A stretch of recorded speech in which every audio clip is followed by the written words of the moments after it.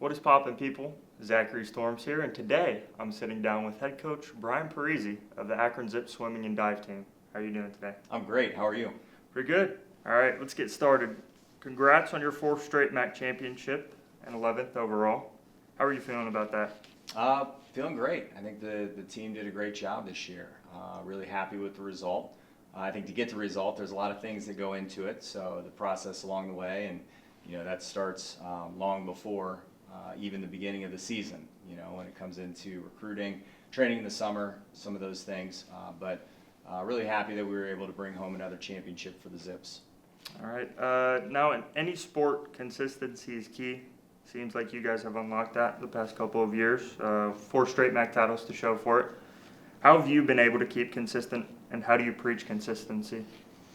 So, I've been consistent. So I've been here for a long period of time. But, I think that, once it's kind of like a train, right? Sometimes it can take a little bit to get that train going. But once the train gets going, then, it's kind of hard to stop. And I kind of feel like that's a good analogy for our program.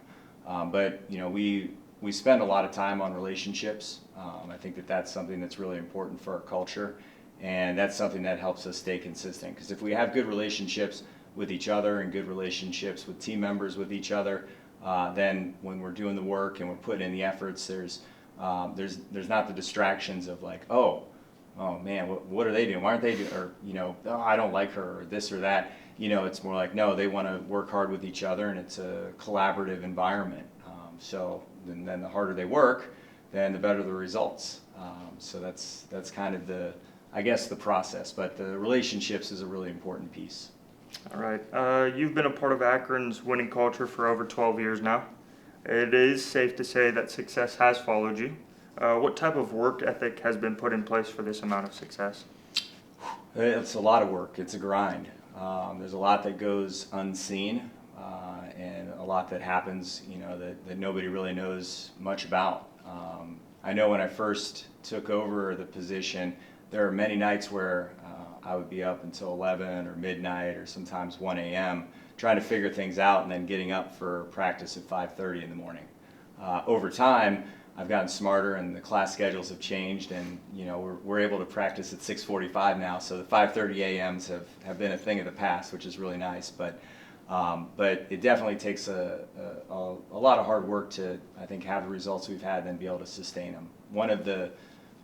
One thing that I have hanging in my office that I put up there when I first got there, and then it's always in the back of my mind, is a sign that says, "Why is Akron Swimming and Diving the best program in the country?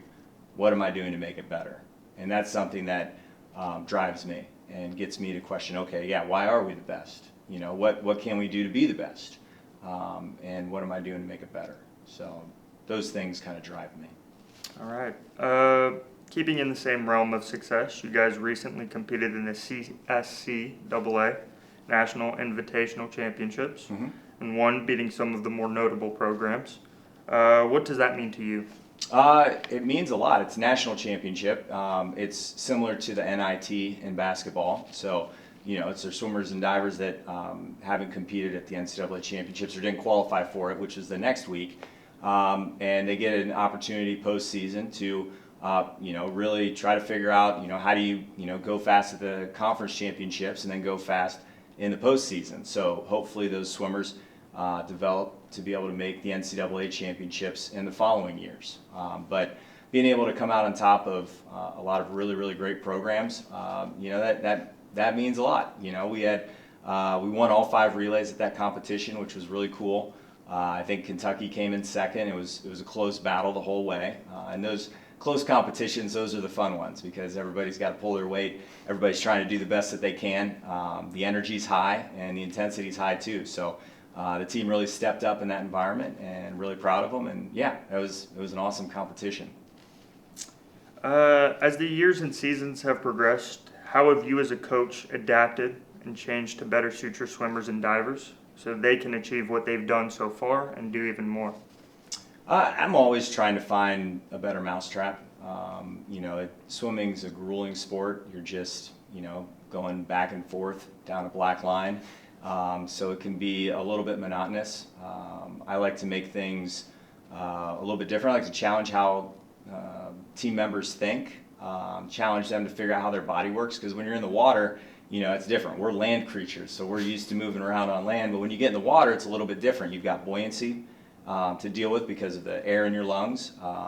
You're moving forward, you've got your legs moving, you're kicking, you're splashing, your arms are moving, and then trying to figure out how to get everything connected so that you're not just thrashing through the water, but you're finding a good feel.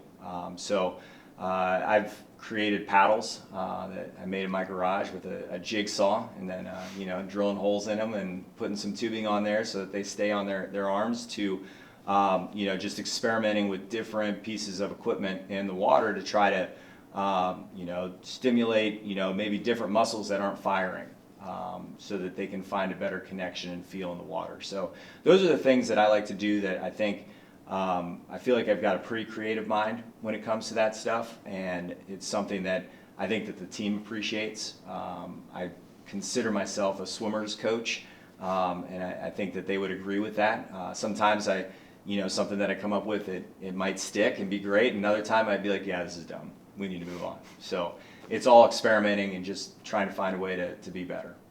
All right. Now, what separates you from the rest of the coaches in the MAC, as well as the NCAA swimming and diving atmosphere? Just, have fun doing what I'm doing, I think that, again, like I said, I'm a swimmer's coach. I think, all the other coaches in the MAC, they're great. They do a great job. We have a really great relationships with each other, and I think we're collaborative on how to elevate the conference and make it better. And then I learn a lot from the coaches in the NCAA.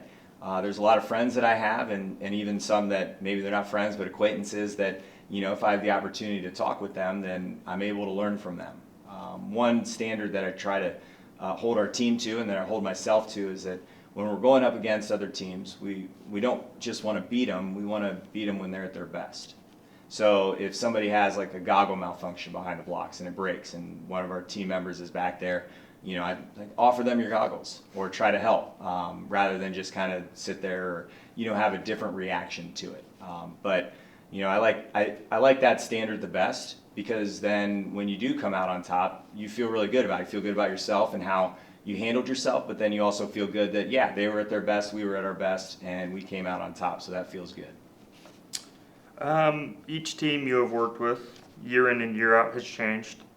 Swimmers and divers coming and going. How has this set of or group of athletes separated themselves from the rest this year, and what has stuck out to you the most?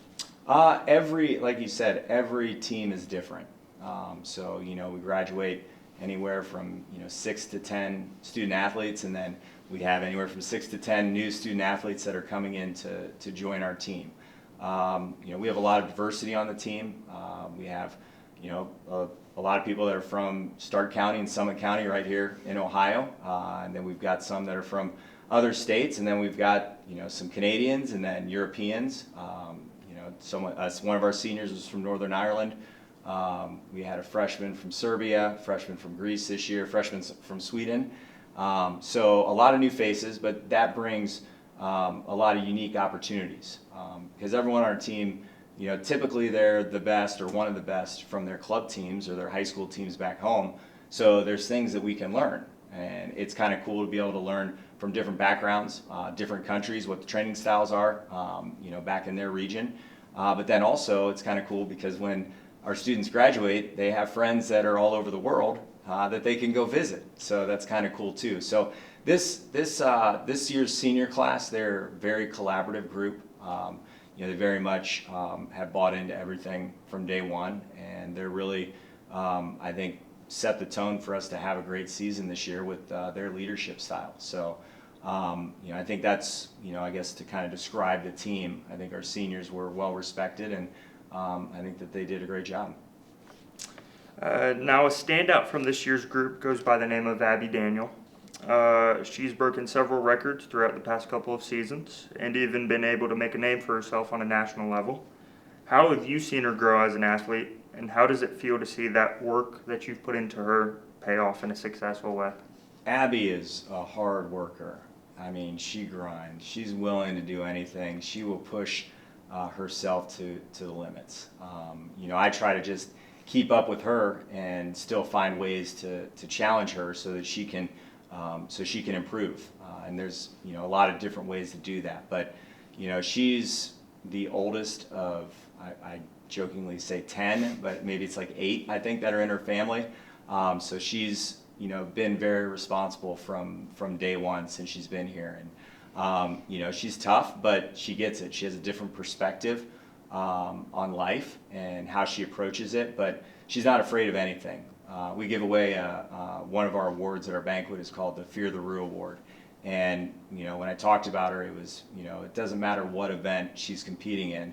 She steps up on the blocks. Everybody's thinking either, oh great, Abby's going to beat me, or I'm afraid she's going to beat me. And this is my best event, and it's not hers. So she's unique in that aspect and very talented. But it's all the hard work that she put in that's shown the results that she's given.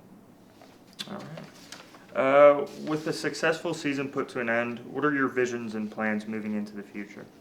Right now we're focused on the summer. So swim season ends for college in March, and then it kind of rolls into long course. So long course pool is the 50-meter pool that you see on the Olympics. So it's a lot longer than the college pools, which is 25 short course yards. But there's World Championships this summer, World University Games, some other international competitions. So we have swimmers and divers on our team from the U.S. that are trying to make the U.S. team, and then also from other countries. So those qualification competitions are at different times. We've had some happen already where they've had that opportunity. The next one's up in 2 weeks in Poland. So 2 of our Polish swimmers are going to be competing at that competition. Another 2 weeks is the Greece Nationals. So the list, it just keeps going on and on up until we get till about August, and then right before school starts, there's a little bit of a down period, at least for me. The team, they take breaks at different times, kind of depending on what their schedule is or what their goals are. And then, we reset for in the fall and bring our new folks in and get them acclimated, and then start over again. I want to thank you for taking time out of your day sitting here and letting me interview you. Best of luck moving forward for the upcoming seasons. And viewers at home, thank you for watching. Go Zips.